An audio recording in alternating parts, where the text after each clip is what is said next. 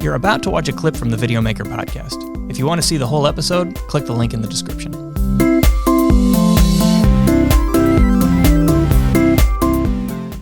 So, actually, before we launch into some of these like really timely topics regarding, video techniques and strategies, I think we should just quickly address kind of the technical news that happened, which is that Canon has released at least one tech spec or two tech specs for the R5.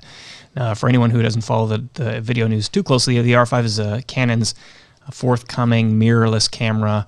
Revolutionary. Yeah, which the big feature is 8K video internal, which is just like astounding that they could do that. They have just like totally leapfrogged everyone else in the resolution wars. Is resolution wars? At least announced resolution wars. Another camera might make it to market before them.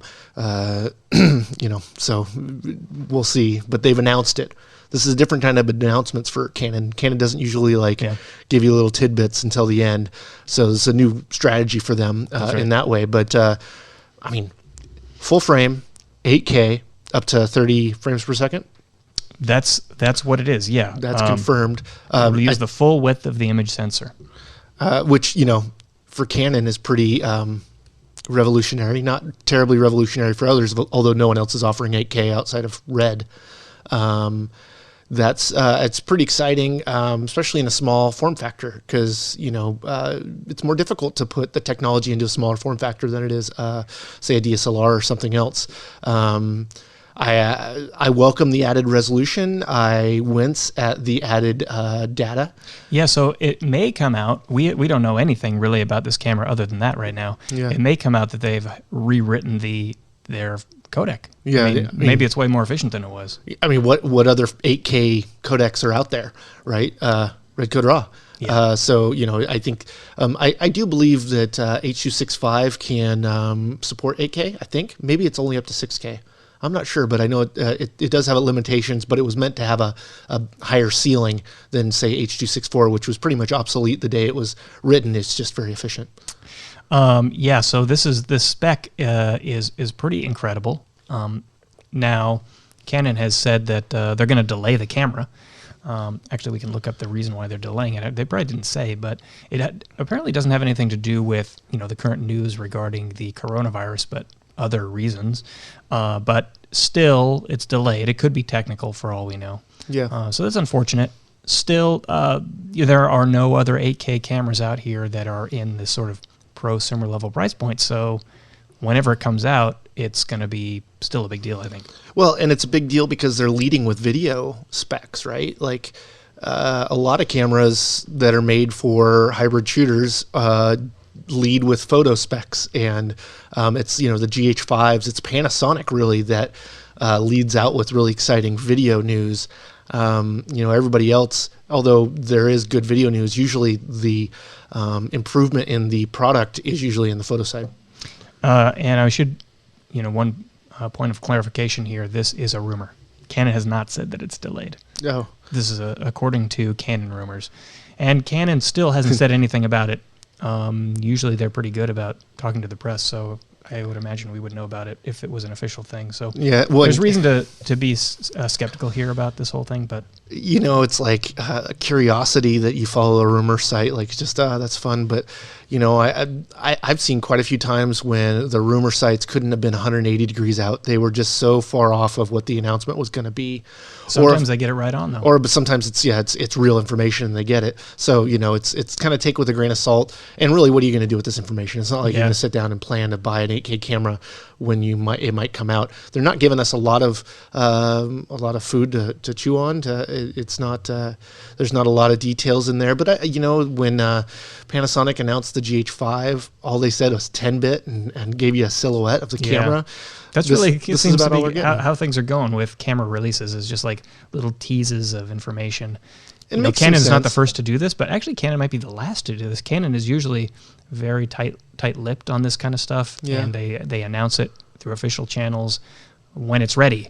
You don't usually get an announcement from Canon and then have to wait months and months and months for a thing to happen. Not only that, but they're giving us we're getting under NDA, and they're telling us about it beforehand so we can prepare the news for it. Whereas we're not getting that stuff now. Yeah, actually, that happened with the 1DX, right? So we learned the news of the 1DX early. For us, it felt like a long time before it came out, but it actually was a pretty short window between when the news was public and when the camera was available. So Sony does this. Sony pretty much, when the announcement happened, we're usually in the room where the announcement's happening, and we're hearing about it with everybody else. But Sony then we for get sure it's until like the day of. Yeah, and then we get our hands on it like that day though. Like then they have working ones for us. Blackmagic, they don't.